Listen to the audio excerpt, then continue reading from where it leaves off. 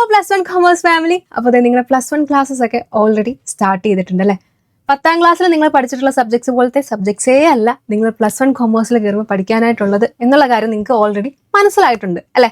Accountancy, business studies, economics, ഇതൊന്നും നിങ്ങൾ 10ാം class വരെ പഠിച്ചിട്ടുള്ള സബ്ജക്ട്സേ അല്ല അല്ലേ. പുതിയ കുറേ സബ്ജക്ട്സ് ആണ് നിങ്ങൾ പഠിക്കുന്നത് അല്ലേ.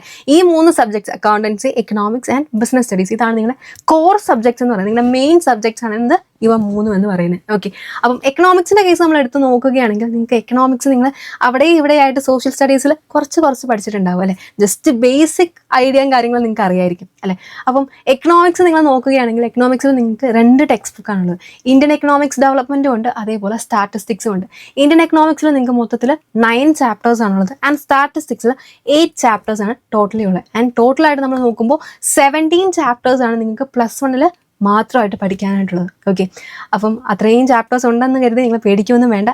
സിമ്പിൾ ആയിട്ടുള്ള കാര്യമാണ്, നമുക്ക് മനസ്സിലാക്കി പഠിച്ചാൽ ഭയങ്കര ഇൻട്രസ്റ്റിംഗ് ആയിട്ടുള്ള സബ്ജക്റ്റാണ് എക്കണോമിക്സ് എന്ന് പറയുന്നത്. ഓക്കെ, അപ്പം എക്കണോമിക്സ് പഠിപ്പിച്ച് തരാനായിട്ട് ഞാൻ നിങ്ങളുടെ കൂടെ തന്നെ ഉണ്ടാവും. എൻ്റെ പേര് മറിയ എന്നാണ്. ഓക്കെ, അപ്പം എക്കണോമിക്സിലെ നമ്മുടെ ഇന്ത്യൻ എക്കണോമിക്സ് ഡെവലപ്മെൻറ്റിലെ ഫസ്റ്റ് ചാപ്റ്ററാണ് Indian economy on the eve of independence. Okay, 1947 നമ്മുടെ ഇന്ത്യക്ക് ഇൻഡിപെൻഡൻസ് കിട്ടിയ സമയത്ത് നമ്മുടെ ഇന്ത്യൻ ഇക്കോണമിയുടെ സിറ്റുവേഷൻ, അവസ്ഥ എന്തായിരുന്നു എന്നുള്ള കാര്യമാണ് നമ്മൾ ഈ ഒരു ചാപ്റ്ററിൽ കംപ്ലീറ്റ് ആയിട്ട് പഠിക്കുന്നത്. ഓക്കെ, അപ്പം ഈ ഒരു ചാപ്റ്ററിലെ one of the most important topic ആയിരിക്കും നമ്മൾ ഇന്ന് ഡിസ്കസ് ചെയ്യാനായിട്ട് പോകുന്നത്.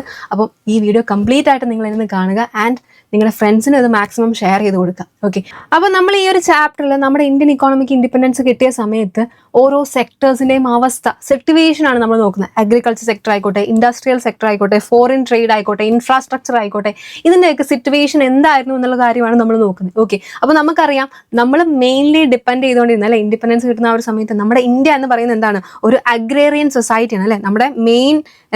നമ്മുടെ മെയിൻ ഇൻകം നമുക്ക് കിട്ടിക്കൊണ്ടിരുന്നത് എവിടെ നിന്നാണ്? അഗ്രികൾച്ചർ, കൃഷിയിൽ നിന്നായിരുന്നു നമ്മുടെ പ്രധാന വരുമാനം എന്ന് പറയുന്നത് അല്ലേ. അപ്പം ഈ ഒരു അഗ്രികൾച്ചർ സെക്ടറിന്റെ അവസ്ഥ എന്താണെന്നുള്ള കാര്യമാണ് നമ്മൾ നോക്കുന്നത്. ഓക്കെ, അപ്പോൾ നമ്മൾ നോക്കുകയാണെങ്കിൽ നമ്മുടെ അഗ്രികൾച്ചറിന്റെ സിറ്റുവേഷൻ നമ്മൾ നോക്കുകയാണെങ്കിൽ സ്റ്റാഗ്നന്റ് ആയിരുന്നു. എന്താണ് സ്റ്റാഗ്നന്റ്? സ്തംഭന അവസ്ഥയിലായിരുന്നു നിന്നുകൊണ്ടിരുന്നത്. സ്റ്റാഗ്നന്റ് ആയിരുന്നു, അതായത് എന്താണ്, വലിയ വളർച്ചയും കാര്യങ്ങളും ഒന്നും ഇല്ല. നമുക്കറിയാം നമ്മൾ ഭയങ്കരമായിട്ട് നമ്മൾ കൃഷിയിൽ അല്ലെ നമ്മുടെ അഗ്രികൾച്ചർ ഭയങ്കരമായിട്ട് ഫ്ലറിഷ് ചെയ്ത് നല്ല അടിപൊളിയായിട്ട് നിന്നൊരു കൺട്രി ആയിരുന്നു നമ്മുടെ ഇന്ത്യ എന്ന് പറയുന്നത്. ആ ഇന്ത്യയിലെ അഗ്രികൾച്ചർ സെക്ടർ എന്ന് പറയുന്നത് എന്താ, സ്റ്റാഗ്നന്റ് ആയി പോയി, സ്തംഭിച്ചു പോയി. ഒന്ന് ഓർത്ത് നോക്കി, അവസ്ഥ ഒന്ന് ഓർത്ത് നോക്കി. അപ്പം ഈ സ്തംഭനാവസ്ഥ, ഈ സ്റ്റാഗ്നേഷൻ വരാനുള്ള റീസൺസ് ആണ് നമ്മൾ നോക്കാനായിട്ട് പോകുന്നത്. എക്സാമിന് ചോദിക്കും, what are the reasons for stagnation of Indian agriculture sector എന്ന് ചോദിക്കും. ഓക്കെ, 4 മാർക്സിനും 5 മാർക്സിനും ഒക്കെ എക്സ്പെക്ട് ചെയ്യാവുന്ന ക്വസ്റ്റ്യൻ ആണ്. ഓക്കെ, അപ്പോൾ നമുക്ക് ഓരോ പോയിന്റ്സ് ആയിട്ട് നോക്കാം. പോയിന്റ്സ് ആയിട്ട് നിങ്ങൾ പഠിച്ചാൽ മതി. ഓക്കെ, നോക്കിയേ, ഫസ്റ്റ് വൺ ആണ് എന്ത്, ലാൻഡ് സെറ്റിൽമെന്റ്. എന്താണ് ലാൻഡ് സെറ്റിൽമെന്റ്? ഓർക്കുന്നുണ്ടോ?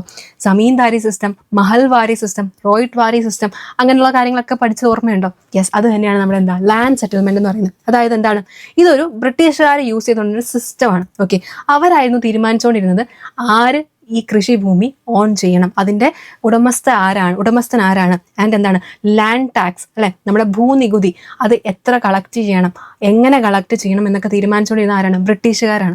അതാണ് മെയിനായിട്ട് നമ്മൾ ലാൻഡ് സിസ്റ്റം കൊണ്ട്, സെറ്റിൽമെന്റ് കൊണ്ട് ഉദ്ദേശിക്കുന്നത്. അപ്പോൾ തന്നെ നിങ്ങൾക്ക് മനസ്സിലാവും, നിങ്ങൾ ഓർത്ത് നോക്കിയേ, നമ്മുടെ ഇന്ത്യക്കാരുടെ കയ്യിൽ നിന്ന് നമ്മുടെ ഭൂമി അവർ കയ്യേറി മേടിച്ചിട്ട് അവർ തീരുമാനിക്കും ആരാണ് അതിൻ്റെ ഭൂ ഉടമകൾ എന്നുള്ള കാര്യം, അതിൻ്റെ ഓണേഴ്സ് എന്നുള്ള കാര്യം. അപ്പോൾ അതൊരു പ്രശ്നമല്ലേ? ഒന്ന് ഓർത്ത് നോക്കി, നമ്മുടെ ആയിരുന്ന കാര്യം വേറൊരാൾക്ക് കൊടുക്കുകയാണ്. അപ്പോൾ ഒന്ന് ഓർത്ത് നോക്കി, നമ്മുടെ സെക്ടറിന് എന്ത് പറ്റും? സ്റ്റാഗ്നേഷൻ സംഭവിക്കില്ല, നമ്മുടെ അഗ്രികൾച്ചർ സെക്ടറിന് സ്റ്റാഗ്നേഷൻ സംഭവിക്കും. ആൻഡ് നെക്സ്റ്റ് വൺ ആണ് എന്ത്, റവന്യൂ സെറ്റിൽമെന്റ് എന്ന് പറയുന്നത്. അതായത് എന്താണ്, ഇത് ഒരു സിസ്റ്റം, ഇതും ബ്രിട്ടീഷുകാർ കൊണ്ടുവന്നൊരു സിസ്റ്റമാണ്. അതായത് ലാൻഡ് ടാക്സ് കളക്ട് ചെയ്യുന്നത് എങ്ങനെ കളക്ട് ചെയ്യണം, എത്ര അളവിൽ കളക്ട് ചെയ്യണം. അവർ മിക്കപ്പോഴും എന്താണ്, ഓഫൺ അവർ ഹൈ റേറ്റ്സിലാണ് അവർ ആ ഒരു നമ്മുടെ ടാക്സ് കളക്ട് ചെയ്തുകൊണ്ടിരുന്നത്. അതാണ് റവന്യൂ സെറ്റിൽമെന്റ് എന്ന് പറയുന്നത്. അതായത് നമ്മുടെ കർഷകർ, നമ്മുടെ കൃഷിക്കാർ, നമ്മുടെ അന്നത്തെ കർഷകർ അവർ നാളത്തേക്ക് അല്ലെങ്കിൽ അവരുടെ നമ്മുടെ കൃഷിയൊന്നും നന്നായിട്ട് പോകാനായിട്ടുള്ള കാര്യങ്ങളൊക്കെ, ഇപ്പം നല്ല ഫെർട്ടിലൈസർ അല്ലെങ്കിൽ നല്ല കീടനാശിനികൾ, കെമിക്കൽസ് കാര്യങ്ങളൊക്കെ മേടിക്കാൻ വെച്ചിരുന്ന പൈസ ആയിരിക്കും ചിലപ്പോൾ ലാൻഡ് ടാക്സ് ആയിട്ട് ബ്രിട്ടീഷുകാർക്ക് കൊടുക്കേണ്ടത്. ഓക്കെ, അത് നല്ല ഹൈ റേറ്റ് ആയിരിക്കും, അതായത് ചെറിയ നിരക്കൊന്നും അല്ലെങ്കിൽ ഭയങ്കര ഹൈ റേറ്റിലായിരിക്കും ടാക്സ് ഇവർ ഈടാക്കുന്നത്. ഓക്കെ, അതാണ് റവന്യൂ സെറ്റിൽമെന്റ് എന്ന് പറയുന്നത്. ആൻഡ് തേർഡ് വൺ ആണ് എന്ത്, ലോ ലെവൽ ഓഫ് ടെക്നോളജി. ഇന്നത്തെ പോലത്തെ ട്രാക്ടേഴ്സോ അല്ലെങ്കിൽ കാര്യങ്ങളൊന്നും ഇല്ലായിരുന്നു. മനുഷ്യർ കഷ്ടപ്പെട്ട് തന്നെ പഴയ നമ്മുടെ ട്രഡീഷണൽ ഫാമിംഗ് മെത്തേഡ്സ് തന്നെയാണ് നമ്മളിവിടെ യൂസ് ചെയ്തുകൊണ്ടിരുന്നത്. ഇന്നത്തെ പോലത്തെ മോഡേൺ ആയിട്ടുള്ള മെഷീൻസോ ടെക്നിക്സോ കാര്യങ്ങളോ ഒന്നും തന്നെ ഉണ്ടായിരുന്നില്ല. ആൾക്കാർ കൈകൊണ്ടാണ് എന്താ ഇത് കൊയ്തുകൊണ്ടിരുന്നത്. അതേപോലെ നമ്മളിപ്പം ഉഴുതൊക്കെയാണ് എന്താണ് കൃഷിയൊക്കെ ചെയ്തുകൊണ്ടിരുന്നത്. ഓക്കെ, അതാണ് അടുത്തെന്ന് പറയുന്നത്. ഓക്കെ, ആൻഡ് നെക്സ്റ്റ് വൺ ആണ് എന്ത്, negligible use of fertilisers. Okay, നമ്മുടെ കർഷകർക്ക് അറിയത്തില്ല എങ്ങനെ ഫെർട്ടിലൈസേഴ്സ് യൂസ് ചെയ്യണം, എങ്ങനെ കീടനാശിനികൾ യൂസ് ചെയ്യണം, അത് യൂസ് ചെയ്ത് കഴിഞ്ഞാൽ നല്ലതായിരിക്കും എന്നുള്ള കാര്യങ്ങളൊന്നും അവർക്ക് അറിയത്തില്ലായിരുന്നു. ഓക്കെ, അതുകൊണ്ട് തന്നെ എന്താണ് നമ്മുടെ നമ്മുടെ കൃഷി എന്ന് പറയുന്നത് എന്താണ്, വലിയ വിളവൊന്നും നമുക്ക് കിട്ടിയില്ല എന്നാണ് പറയുന്നത്. ഓക്കെ, ആൻഡ് നെക്സ്റ്റ് വൺ ആണ് എന്ത്, ലാക്ക് ഓഫ് ഇറിഗേഷൻ ഫെസിലിറ്റീസ്.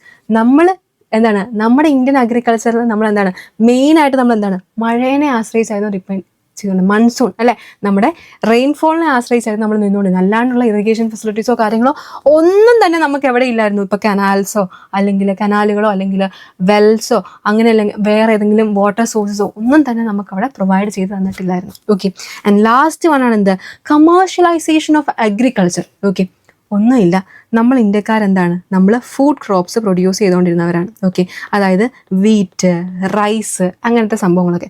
ഈ ഫുഡ് ക്രോപ്സ് പ്രൊഡ്യൂസ് ചെയ്തുകൊണ്ട് നമ്മൾ എന്തിനു വേണ്ടിയാണ് പ്രൊഡ്യൂസ് ചെയ്തുകൊണ്ടിരുന്നത്, നമ്മൾ തന്നെ പ്രൊഡ്യൂസ് ചെയ്ത് നമ്മൾ തന്നെ അതിൻ്റെ കൺസ്യൂമേഴ്സ് എന്ന് പറയുന്നത്, നമ്മൾ തന്നെ അത് ഉൽപ്പാദിപ്പിച്ച് നമ്മൾ തന്നെയായിരുന്നു അത് എന്താണ് കഴിച്ചുകൊണ്ടിരുന്നത്. ഓക്കെ, അപ്പോൾ എന്താണ് ഇതിൽ നിന്ന് നമ്മൾ എങ്ങോട്ട് മാറ്റി, ബ്രിട്ടീഷുകാർ ക്യാഷ് ക്രോപ്സ് പ്രൊഡ്യൂസ് ചെയ്യുന്നവരെ ആക്കി മാറ്റി. അതായത് ക്യാഷ് ക്രോപ്സ് എന്ന് പറയുമ്പോൾ എന്താണ്, നമ്മുടെ ജൂട്ട്, കോട്ടൺ, ഇൻഡിഗോ, ഇതൊക്കെയാണ് ക്യാഷ് ക്രോപ്സ് എന്ന് പറയുന്നത്. അതായത് ഈ ക്രോപ്സ് എന്താണ്, ഇത് അവർ പ്രൊഡ്യൂസ് ചെയ്യണം, നമ്മൾ ഇന്ത്യൻസ് തന്നെ പ്രൊഡ്യൂസ് ചെയ്തിട്ട് നമ്മൾ എന്താണ് അത് മാർക്കറ്റിൽ കൊണ്ടുപോയി വിൽക്കണം. ഓക്കെ, എന്താണ് നമുക്ക് വേണ്ടി നമ്മുടെ കൺസംഷന് വേണ്ടി നമ്മൾ എന്താണ് ക്രോപ്സ് പ്രൊഡ്യൂസ് ചെയ്യുന്നവരെ ഇപ്പം പ്രൊഡ്യൂസ് ചെയ്യുന്ന എന്തിനാ, മാർക്കറ്റിൽ കൊണ്ട് വിൽക്കാനായിട്ട്. അതിൻ്റെ പൈസ ആരുടെ കീശയിലോട്ടാണ് പോയിക്കൊണ്ടിരുന്നത്, ബ്രിട്ടീഷുകാരുടെ കയ്യിലോട്ടാണ് പോയിക്കൊണ്ടിരുന്നത്. ഓക്കെ, അപ്പോൾ എന്താണ് ഫുഡ് ക്രോപ്സിൽ നിന്ന് ക്യാഷ് ക്രോപ്സിലോട്ടുള്ള ഒരു കൺവേർഷൻ ആണ് എന്തെന്ന് പറയുന്നത്, കമേഴ്ഷ്യലൈസേഷൻ ഓഫ് അഗ്രികൾച്ചർ എന്ന് പറയുന്നത്. Okay, this is very important, നല്ല ഇമ്പോർട്ടൻ്റ് ആയിട്ടുള്ളതാണ്. നമ്മുടെ ഈ ചാപ്റ്ററിൽ ഏറ്റവും ഇമ്പോർട്ടൻ്റ് ആയിട്ട് ടോപ്പിക്കാണ് ഇതെന്ന് പറയുന്നത്. What are the reasons for the stagnation of Indian agriculture system. ഇങ്ങനെയായിരിക്കും ചോദിക്കുക, സെക്ടർ ഇങ്ങനെയായിരിക്കും ചോദിക്കുക. ഓക്കെ, ഐ ഹോപ്പ് നിങ്ങൾക്ക് മനസ്സിലായെന്ന്. ഇതുപോലത്തെ ഇനി എന്തെങ്കിലും ഡൗട്ട്സോ അല്ലെങ്കിൽ എന്തെങ്കിലും ചാപ്റ്റേഴ്സ് നിങ്ങൾക്ക് മനസ്സിലാവാത്ത പോർഷൻസോ അല്ലെങ്കിൽ നിങ്ങൾക്ക് എന്തെങ്കിലും വീഡിയോസ് ഇനി എക്സ്ട്രാ ആയിട്ട് വേണമെന്ന് തോന്നുവാണെങ്കിൽ താഴത്തെ കമൻറ്റ് ബോക്സിൽ കമൻറ്റ് ചെയ്യുക. അപ്പോൾ അടുത്ത വീഡിയോയിൽ കാണാം. ബൈ.